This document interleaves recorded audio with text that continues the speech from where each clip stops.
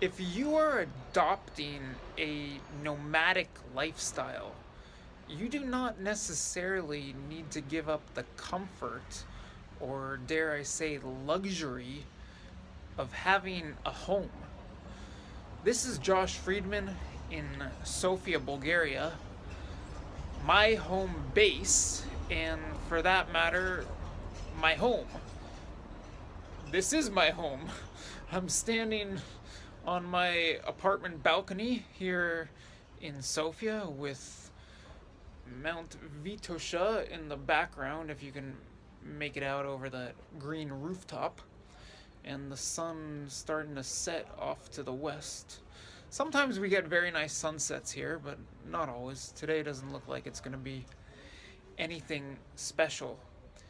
Today I am going to be discussing with you a few reasons why, as a nomad or semi-nomadic individual, it is very much worthwhile to consider having a home base. And the few things that I'm going to get into are going to have to do with health, wealth, and social life. In a separate video, I'm going to discuss the geographical and financial advantages of me having Sofia, Bulgaria as my home base, and maybe I'll discuss as well some things you should consider when selecting a home base. One of which I'm not going to get into now, is taxation. There can certainly be advantages in terms of taxes and tax avoidance as far as having a home base goes.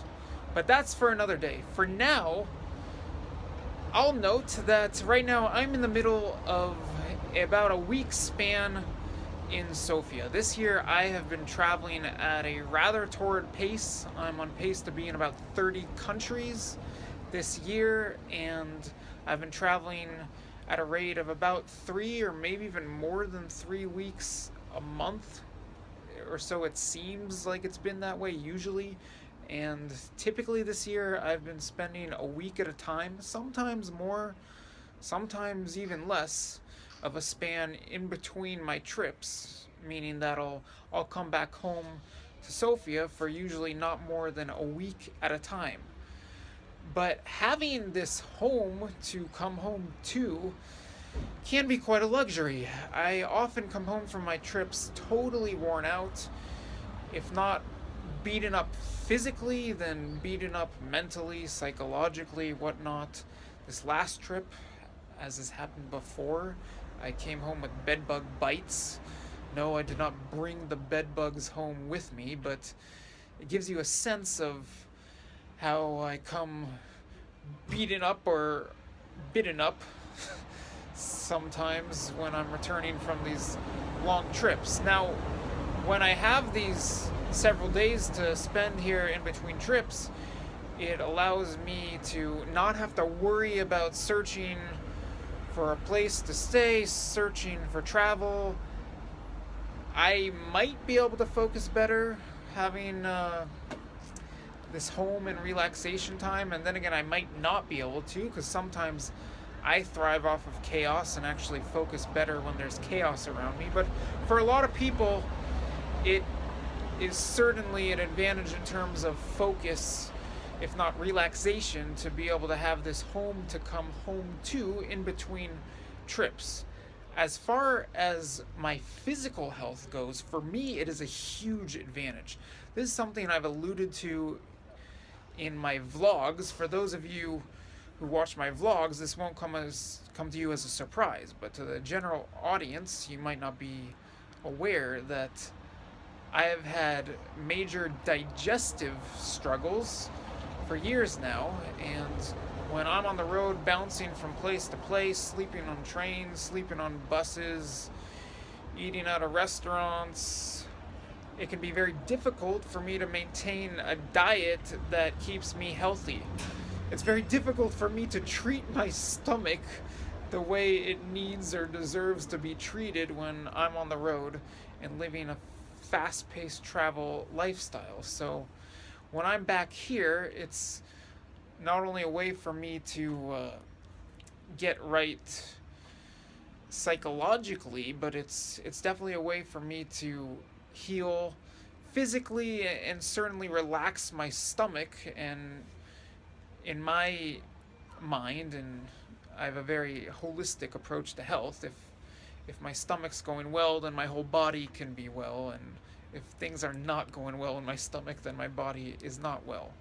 But regardless, for even if you don't have digestive problems or some acute illness, you could see why it might be of benefit for your health to have a place to come home to in the case that something goes wrong when you're traveling. And when you're traveling for long periods of time, you're bound to run into some sort of health issue.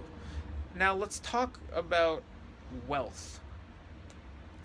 If you are paying a fortune for a central London flat, for instance, then it may not be of benefit to you financially to have a home base. But if you're situated like me in a place that does not cost so much, then it is a way for you to save expenses on accommodation. When you're traveling, you tend to be paying more or a higher rate for apartments. Airbnb prices are skyrocketing, or so it seems, or hostels or whatnot. So you seem to be paying higher rates for accommodation than you do per day or per week or per month if you're renting long term. That's an advantage of having a home base. You can rent long term. If you're bouncing country to country or even going 3 months at a time in a country, then you're not going to be able to get as good of a rental contract as you are if you're in one place, or if you have a home base and you're renting for a year at a time, or you have some sort of long-term lease.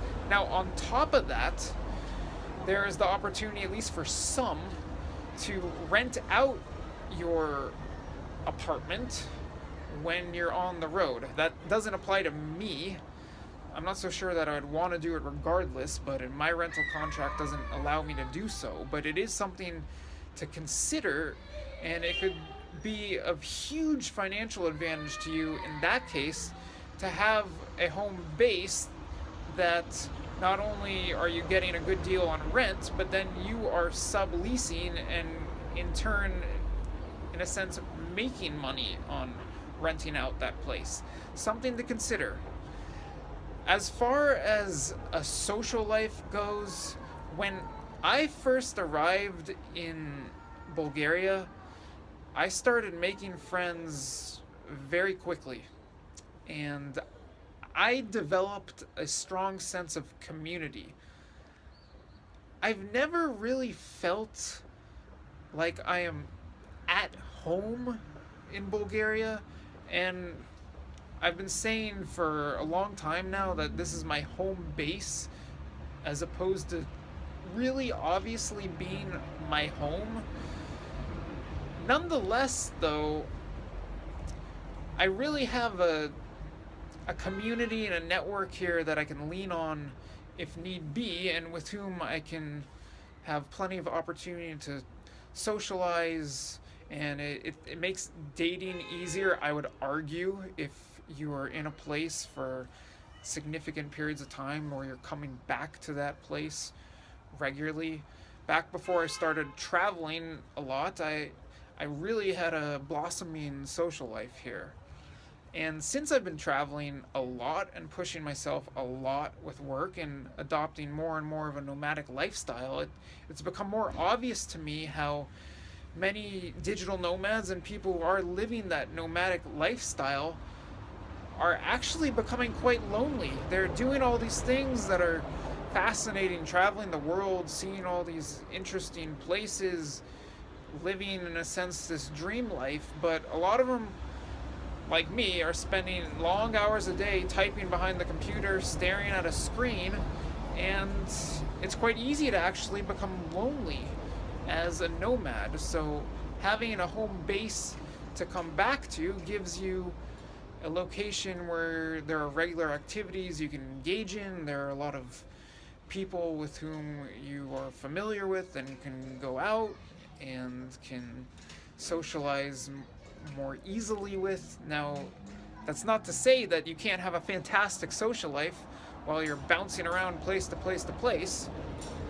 And some people do manage that, but I would say it is more difficult. So these are just a few of the many reasons to consider having a home base, and I would say the many advantages that come along with having a home base. Like I mentioned before, I will, in a separate video, evaluate Sofia as my home base and discuss a little bit about the power of having legal residence somewhere, as I do here. I'll save that for another day. You can look forward to that video.